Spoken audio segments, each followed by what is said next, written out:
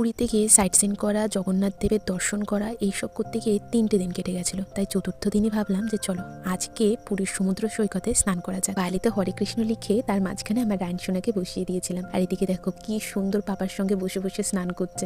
আর স্নান করে শান্তি হয়নি, পাপার বুকের উপরে উঠে পড়েছে। কাণ্ডটা শুধু দেখো। দীঘায় যখন ঘুরতে গেছিলাম সেই সময় রায়নসোনা আমার কাছে আসেনি, তার পরপরই আমার কাছে রায়নসোনা আসে। তাদের তিনজনেরই একটা আক্ষেপ ছিল, এসে দীঘায় যাওয়ার সময় যদি আমার রায়নসোনা আমার কাছে আসতো তাহলে সমুদ্রে খুব ভালোভাবে ওকে স্নান করাতাম, ফটো তুলতাম। এই আক্ষেপটা পূর্ণ হয়েছিল যখন পুরীতে গেছিলাম। মন ভরে আমার রায়নসোনাকে স্নানও করিয়েছিলাম আর সাথে ফটোও তুলেছিলাম। এদিকে দেখো আমার মা বাবা ফটো তুলছে, মা পড়ে যাচ্ছে প্রায়, কিন্তু আমার বাবা বিখ্যাত পোজ দিতে ব্যস্ত। আমার মা বাবাকে দেখো টাইটানিক পোজ দিতে ব্যস্ত, আর ঢেউয়ের চোটে পাপার হাল পুরো বেহাল। তোমরা কে কে পুরীতে গোপাল সোনাকে নিয়ে গেছো অবশ্যই কমেন্টে জানিও। আর আমার রায়নসোনাকে কেমন লাগছে সেটা জানাতে কিন্তু একদম ভুলো না। ভিডিওটি ভালো লাগলে লাইক, কমেন্ট, সাবস্ক্রাইব করে দিও। সবাই ভালো থেকো, সুস্থ থেকো, রাধে রাধে।